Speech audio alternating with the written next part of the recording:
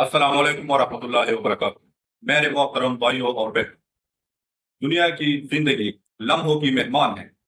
کبھی خوشی، کبھی غم، کبھی سکون، کبھی آزمائش، اور کبھی اچانک زمین ہلتی ہے، زلزلے آتے ہیں، عمارتیں گر جاتی ہیں، زندگیاں پلک جھپکتے ختم ہو جاتی ہیں۔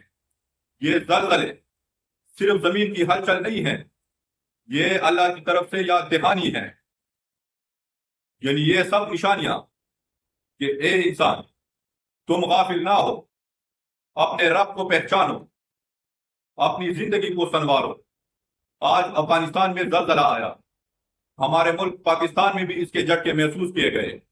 اسی طرح حالیہ سیلاب میں بھی ہمیں یہ سکھایا کہ لمحہ بھر میں سب کچھ بدل سکتا ہے۔ یہ لمحہ ہمیں یہ سوچنے پر مجبور کرتا ہے کہ کیا ہم اپنے رب کے قریب ہیں، کیا ہم اپنی زندگی کو مقصد کے ساتھ گزار رہے ہیں، یا پھر دنیا کی دوڑ میں غافل ہیں۔ بھائیوں اور بہنوں، یاد رکھو، زمین لرزتی ہے، لیکن ایمان والے اللہ پر بھروسہ اور صبر کے ساتھ ثابت قدم رہتے ہیں۔ سچے مومن کا حال یہ ہوتا ہے کہ وہ کہتا ہے انا للہ و انا الیہ راجعون، ہم اللہ کے ہیں اور ہمیں اسی کی طرف لوٹ کر جانا ہے۔ مصیبتیں جب آتی ہیں تو یہ گرانے کے لیے نہیں ہوتے، بلکہ جگانے کے لیے ہوتے ہیں۔ یہ وقت ہے کہ ہم اپنے بھائیوں کے ساتھ کھڑے ہو، دعاؤں میں ان کو یاد کریں، صدقہ اور خیرات کریں، اور انسانیت کا سہارا بنے۔ رسول اللہ صلی اللہ علیہ وسلم نے فرمایا، مومن کے لیے ایک جسم کی مانند ہے۔ اگر جسم کے کسی حصے کو تکلیف پہنچے تو سارا جسم بے چین ہو جاتا ہے۔ صحیح بخاری حدیث نمبر 6011، صحیح مسلم حدیث نمبر 2586۔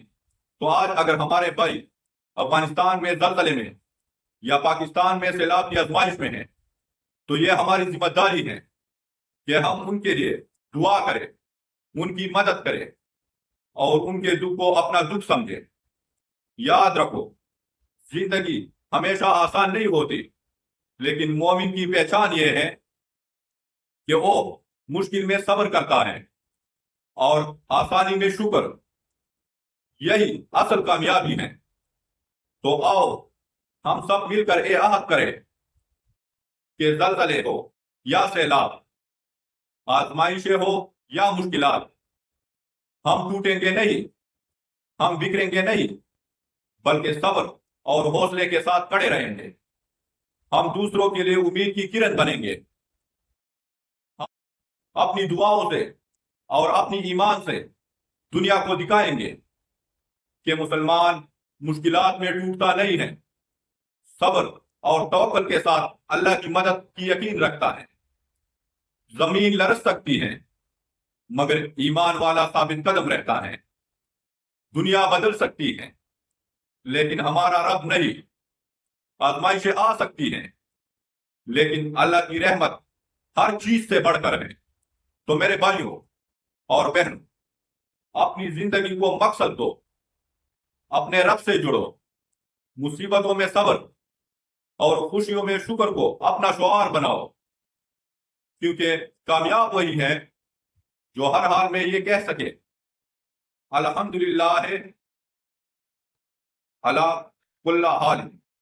اور یاد رکھو، یہ زلزلے اور سیلاب ہمیں ڈرانے کے لیے نہیں، بلکہ جگانے کے لیے آتے۔ اٹھو، اپنے رب کی طرف بڑھو، اور دوسروں کے لیے امید کی روشنی بن جاؤ۔ یہی اسلام کا پیغام ہے، یہی ایمان کی طاقت ہے۔ والسلام۔